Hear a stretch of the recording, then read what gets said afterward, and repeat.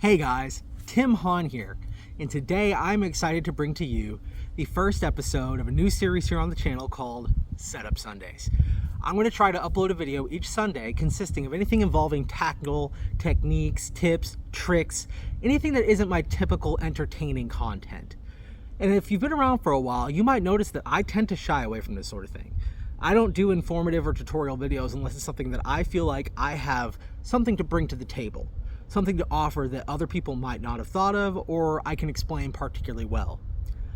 But as the channel grows, hopefully we'll hit 1,000 subscribers this year, it occurred to me that maybe there are some of you guys out there who are where I was 3.5, 4 years ago. Granted, I'm not the best bass fisherman. There are guys who do this primarily on their channels and they're so much better than me. But as somebody who started off and kind of fell prey to the spending hundreds and hundreds of dollars on gear, half of which never got used, maybe if I break it down and I keep it simple in a layman's terms, you might find this useful and you might get out and start enjoy bass fishing like I have and save yourself some money. It's really easy to overcomplicate things. I'm going to try to keep it simple, at least for now. Who knows where Setup Sundays are going to go. But for episode number 1, I am very pleased to bring you 5 baits that you need to start bass fishing. You ready? Bait number 1.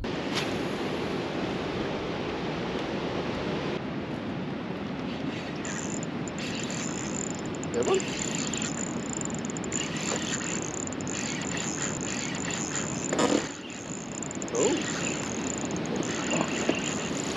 Oh gosh.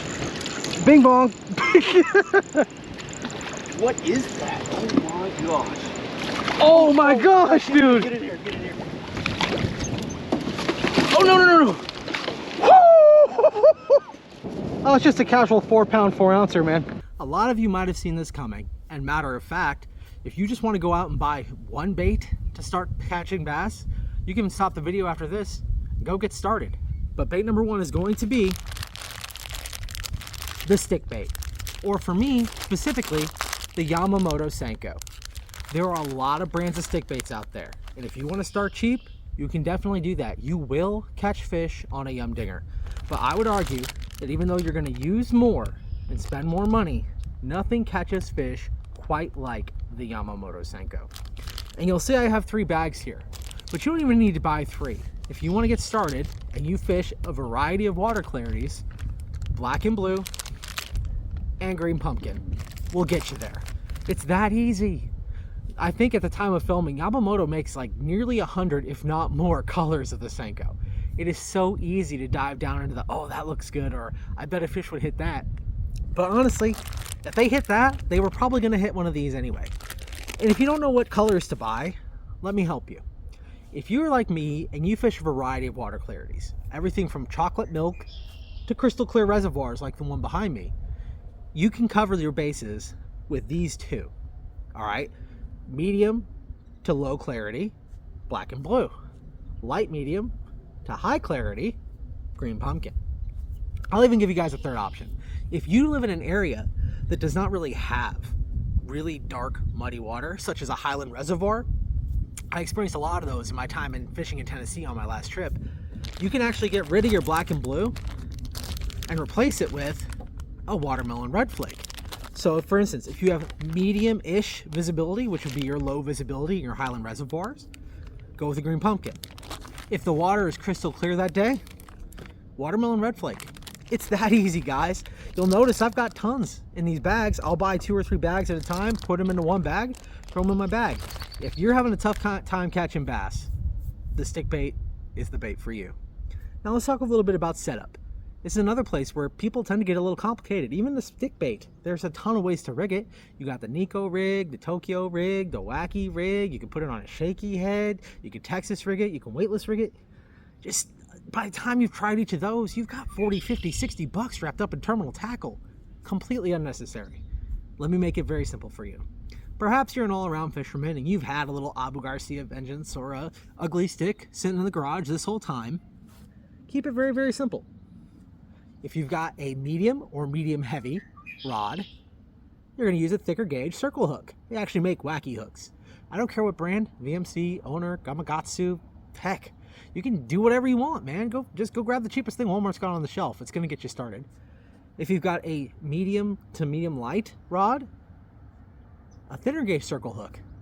Ta-da! It's that easy. If you're fishing extremely deep, or if you want to try it the way that I try it, you don't have to do this. You can go cheap. Just go out and grab yourself a little 1/16 or 1/8 weighted wacky hook. And the reason I like these is because if I'm pitching at a stump or something, or if I'm jigging it back to me, it's very simple. This weight will help it fall straight down. It also has a little weed guard built into it.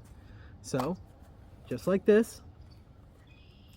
This is a medium light rod, a Dobbin Sierra with a Daiwa Exceler. You don't need to spend this on a setup. I've had this for a long time. Just take this guy, flip it out there, twitch, twitch, twitch, let it sink. Twitch, twitch, twitch, let it sink. It's that easy. So go out there, buy yourself a pack or two of Senkos, and if you're going on the cheap, just get a regular circle hook. If you're trying to spend a little bit more, get a weighted wacky hook. But one thing you are gonna have to do, or don't have to do, but I strongly recommend, if you're trying not to lose all your fish on all your Senkos when you catch a fish, go get you one of these O-rings. Pass that hook through that O-ring. It's gonna make that Senko try to come up your line as opposed to fleeing off. Granted, you're still gonna lose some, but you're gonna save a little bit of money. It's gonna stay on your hook a lot better. What if you already have a casting setup though? You know, you've been bass fishing for a little bit, but you're trying to gain some confidence in some baits. Well,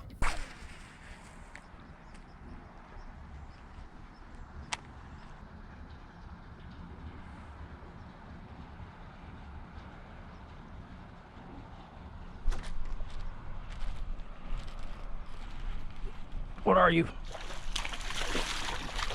Let's go! Let's go! That's a 3-pounder! My favorite way to fish the Senko is actually on a casting setup. This is just a little 1/8 ounce weight, a 4/0 hook. Again, I don't care what brand you get. Grab whatever's cheapest. Just make sure that hook's got a little bit of beef to it, because you are throwing this on a casting setup. Texas rig that bad boy on there, and do exactly what I just said. Pitch it out there, twitch, twitch, twitch, let it sink. Twitch, twitch, twitch, let it sink, or drag it back to you. I mean, you've already got it on there. Try a bunch of different ways till you figure out what your fish, want. There you have it. Bait number 1. Hopefully we're still in the ballpark of simple. So, bait number 2.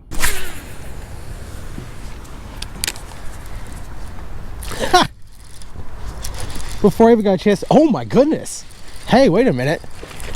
That's actually a decent fish, which for Heron Lake is a giant. We're actually going to try not to lose this fish. That's actually a decent fish. Oh my gosh! What? Wow! 3 pounds, 4 ounces. And that is going to be a very simple paddle tail swim bait. And again, I'm going to give you 2 colors that are about going to cover the gambit. Go out and pick yourself a silver and white, or a clear and white, something with some sparkle in it. Anything that represents a shad or a minnow, okay?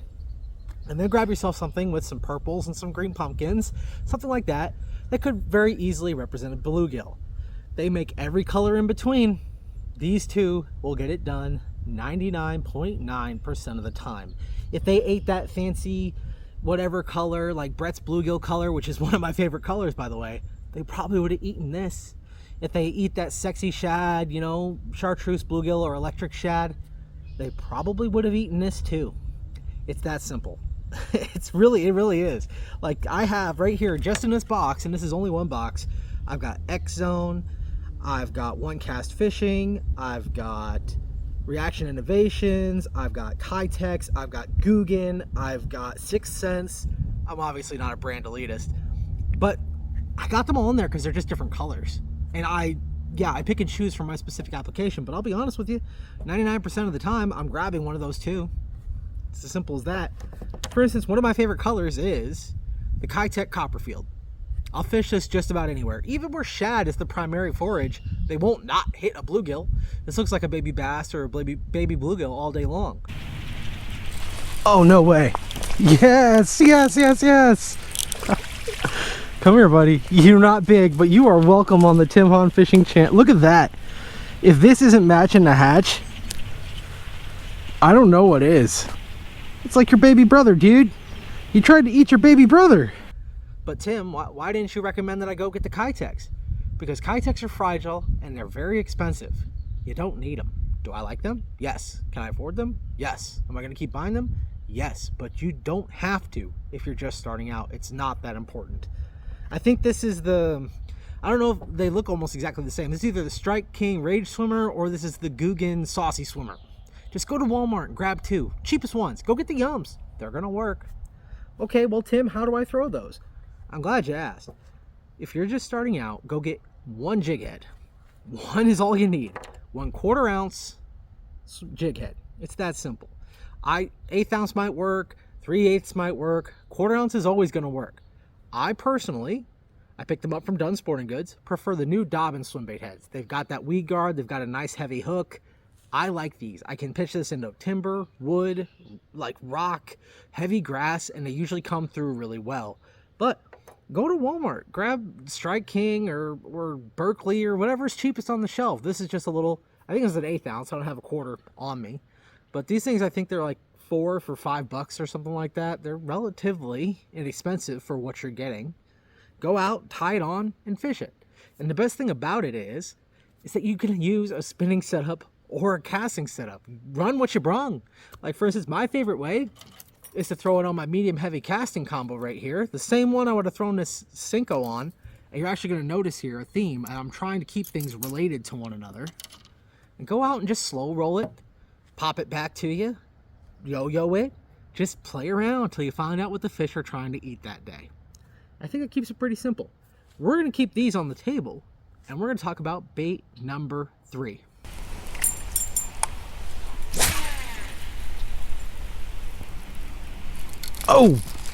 Oh my gosh. Is this the one? It could be. Come on. Come on. This is a heavy rod, guys. Get up here. Ho ho ho. Well, it just fell out. No, it's not the one. She fought like crazy though. Bait number 3 was actually a little bit hard for me. I've actually got both of the options that I had for this in front of me. And that would have been either a spinnerbait or a chatterbait. And I had to think very carefully, like, well, Tim, you can only recommend one. So I'm going to say this with a caveat. If you want to try both, try both. But if I'm only going to pick one, I'm going to pick the spinnerbait. And here's why. Chatterbaits have, any bladed jig has proven to be a bass catching technique. They've been on the scene for a while. They were extremely effective when they first came out. And then unlike some other baits, once the fish got used to them, they're still eating them. But there's two things that set the spinnerbait apart. The spinnerbait comes through structure just a little bit better. You can pitch this into structure like you could a Texas rig. These blades, they cover the hook pretty well. They don't come through grass quite as well as a chatterbait does because of this. But if you live in an area that's got snot grass like I do, neither of these baits is coming through. And if you live in an area that has extremely hardy grass, both of these baits are coming through. And the second reason I say spinnerbait is while the chatterbait might get bit a little bit more, spinnerbaits typically yield a bigger fish. I pulled the classic Tim Hahn fishing move and wasn't recording for this healthy 4-pound, 12-ounce fish. One of my very best fish came on this exact spinnerbait. In keeping with tradition, remember earlier how I said, go get yourself 2 paddle-tail swim baits? Well, you only need 2 colors of spinning bait, or just one, honestly. This is a bluegill color. This is a Googan that I modified to keep it very low pro, very subtle. But if you're gonna go out and get yourself 1 spinnerbait, go ahead and go out and get yourself a sexy shad with whatever blade combo. If you watch videos on spinnerbaits, People dive down these rabbit holes of, oh, well, I use this number 6 Colorado blade if the water clarity is tannic to tea colored and the wind is blowing at 5 miles an hour from the southeast. And I will use willow blades if it's crystal clear. Man, get out of here, dude. It's not that big of a deal. We're not fishing for thousands of dollars. It's not that important. Go out and get yourself a sexy shad. And the reason I say go out and get yourself a sexy shad is because on windy days is when this is going to shine. In tannic water is when this is going to shine. On a sunny, crystal clear day with no wind and the clear water, this is probably going to outfish your spinnerbait. So throw this paddle tail swim bait. But when you want to throw this is when you got a little bit of chop on the water, when there's just a little bit of hue in the water, and at that point, the blades aren't going to matter. This thing is going to be so bright, throwing up such a racket, fish are going to know it's there. If they're in the mood to hit a spinnerbait, you might catch a fish of a lifetime on a spinnerbait. I'm a firm believer in a spinnerbait. And there's one more reason that I chose spinnerbait over a bladed jig. The reason for that is that bladed jigs tend to do better with a straight-tailed, a straight-tailed trailer. You know, if you throw a paddle tail on a bladed jig, it'll work, but it kind of mutes. The two kind of go against each other. If you throw like a Zaco or a Fluke on the back of a bladed jig, two baits that I do not think you should go out and buy right away, by the way, that's when you really get that thump. That's when it's fishing exactly the way it was intended. With a spinnerbait, you can throw that paddle tail on the back of here and it works fantastic. It is the way it is intended to be fished. They work great. If you want to get two, you do not have to. Go ahead and get yourself a bluegill color too. Sexy shad, bluegill color. And then once you get confident, then feel free to go out and try some new colors. But that's going to do it. Bait number 3, the spinnerbait just barely edges out the bladed jig. Now don't roast me in the comments. If you're a firm believer in the bladed jig, go buy a bladed jig. Why are you watching my video anyway? But just starting out, spinnerbait to get you there. Bait number 4. Oh, there we go. He smacked it too. That's a decent fish. Look at that rod tip, guys. That's not a bad fish. Come on, come on. There we go. One hook.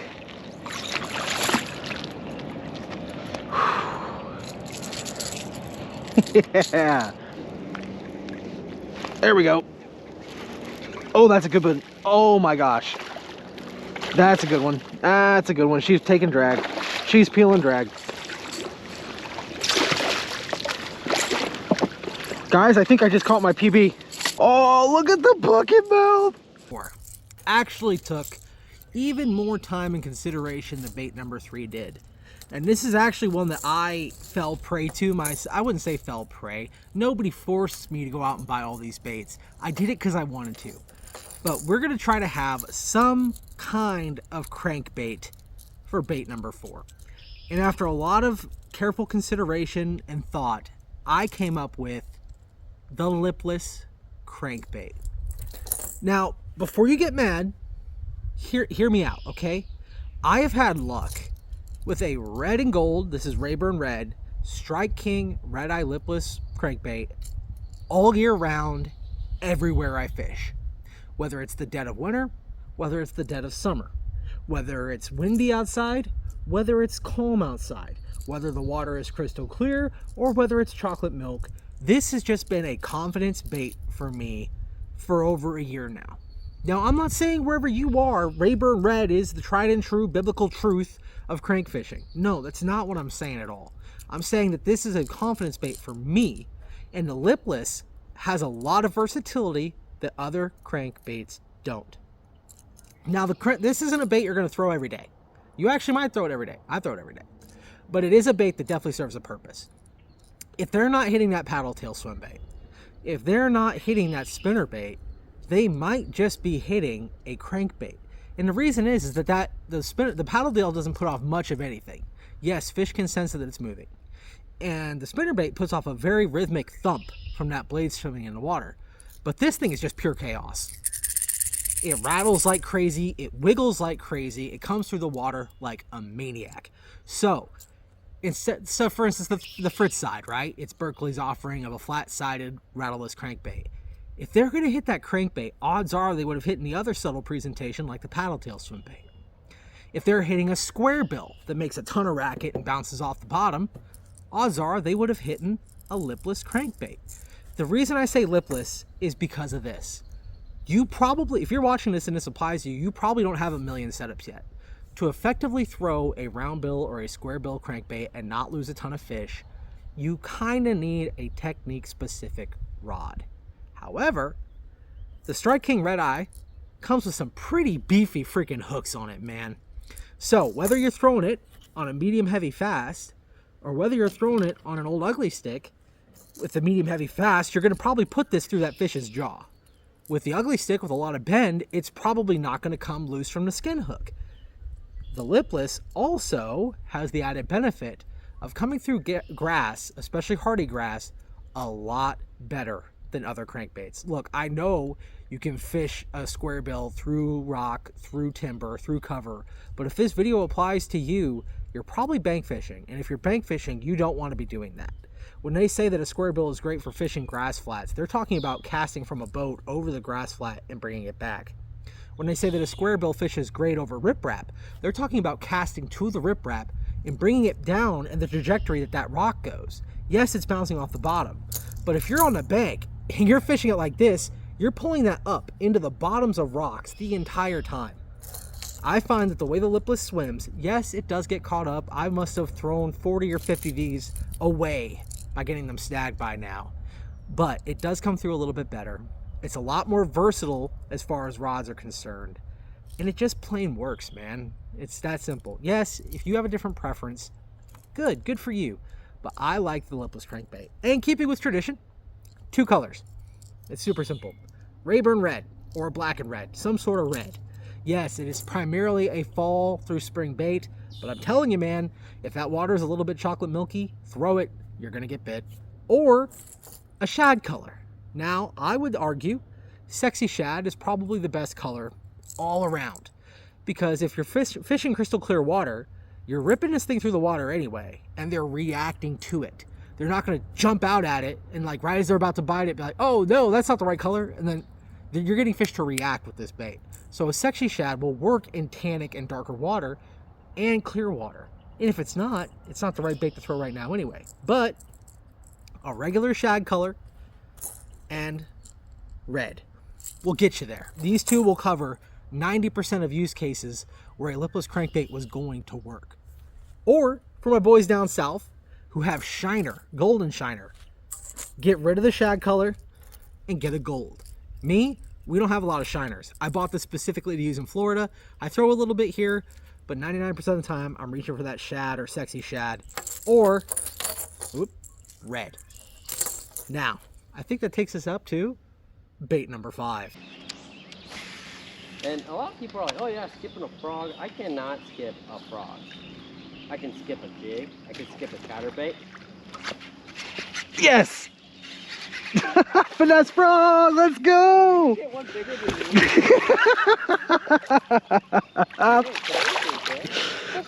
Finesse frog, yes! That's what's up. You didn't think you were going to get through a top 5 bass fishing baits and not get topwater, did you? Well, who would even want to bass fish if you didn't get to do topwater fishing sometimes? Now, when it comes to topwater, there are a ton of options, and I mean a ton. You've got devil dogs, you've got walking baits, you've got poppers, you've got ploppers, you've got buzz baits, you've got hollow body frogs, rubber frogs, popping frogs, walking frogs. There's a lot, and we tend to buy them because they're a lot of fun. I think topwater is universally accepted as the best bite. I personally am partial to a good jig bite, but topwater, nothing like that, and then it's on, right? But I can't actually just give you one for number 5. This is 5.5 baits because you actually do need 2 to cover the whole range, and I'm going to keep it simple-ish. You need a hollow body frog. When summer comes and that grass is growing up and you get mats and you get reeds and you get grass, you're gonna need a hollow body frog. You throw this onto some grass mats or some lily pads or right along the edge of a weed line, it's gonna get bit. It takes some time, it takes some practice, you have to get your technique down, but that's another video entirely, and to be honest, probably not my video. I'm not the foremost authority on frog fishing. You do have to have a frog. If you want to get 2 frogs, get black and white. Obviously. Black for darker water, darker days. White for lighter water, lighter days. Shocker.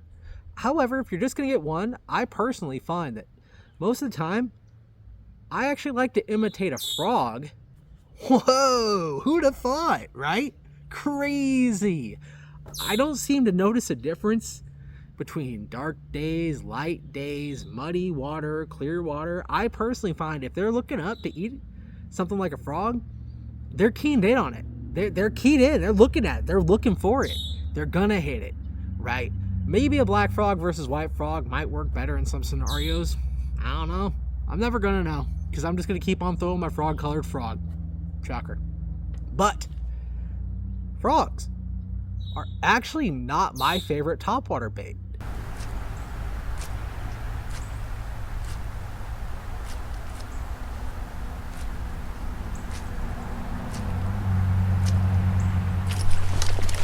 There we are. That's not a small fish. That's not a small fish at all.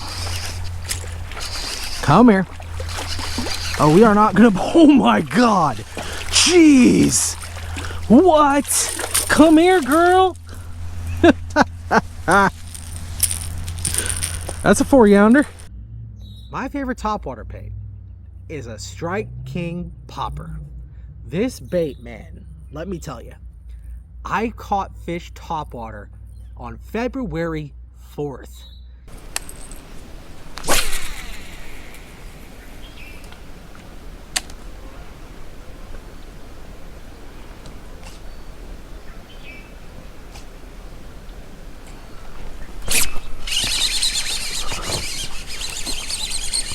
We're not going gentle on this one. I think it's even bigger. Come here. Come on. Oh, she's trying so hard not to ski. Boat flip! It was darn near frozen outside. And my favorite thing about this popper is that you can cast it out and you can fish it just like a jerk bait. You can just flick that reel handle, bloop, bloop, and this thing will just twitch ever so slightly and put off the tiniest little vibrations. You'll see exactly what I'm talking about out there. You just doop, doop, it'll just bloop, bloop, bloop. You can walk this. And the thing is you can let it sit there for 10, 12, 30 seconds. Yes, that seems extreme, but trust me. There are times where this thing is blipping across the top of the water, and I can only imagine that the bass is down there and they're looking up. And they just kind of start moseying up to it, and they're just kind of checking it out a little bit. And it's just kind of sitting there, like dying bait fish do. And then you just give a little bloop, and then blop. And what's funny is in the winter, it isn't a blop, right? It just kind of, you see a little splash and it's gone. And then you see your line starting to move, and you set the hook. It's pretty great. I cannot say enough good things about a topwater popper. But in the summer, you can start getting this thing to make a racket, and you're gonna get some blow-ups. The reason I say that you need to have 2 is because this does not play well with grass. These treble hooks love to pick up grass. They just do. So if you're throwing in cheese mats, grass mats, anything grassy, you'll need a frog. If you're throwing along those, next to those, or open water where it's shallow and or deep, you'll need a popper. So I guess technically these are the 6 best baits for starting off bass fishing. Maybe I'll do a video where I actually put all these in a box and then I see how much it would have cost, and I'll go out and I'll try to catch some fish with it. But that brings us to, oh, I'm so sorry. Back up, Tim. How are you gonna fish these? Well, unfortunately, you're gonna have to have a rod that has braid or mono. It's a little down in the weeds of technique specific. If you're just starting out, I recommend mono for everything. It floats, it stretches, it's cheap. Whether it's a spinning reel or a casting reel, 17-pound mono or 12-pound mono, depending on where you're fishing. It'll get you done. Mono will get you all these baits fishing right off the bat. But if you're a little bit more technique specific, get yourself either a spinning rod or a casting rod. Yes, I know you need a high gear ratio reel for top. Just put some braid on something. Go throw these baits. Go have some fun. Only once you realize that there's a specific way you would like to be fishing these baits, once you started casting fish, that's when you need to worry about being technique specific. But for real this time, guys, I need you to remember, stay safe, stay happy, stay healthy. I hope you enjoyed this video. Don't overthink it. Go catch some fish. And I'll see you in the next one. Man, I can't be out here at the lake and not throw a couple of casts. What am I doing?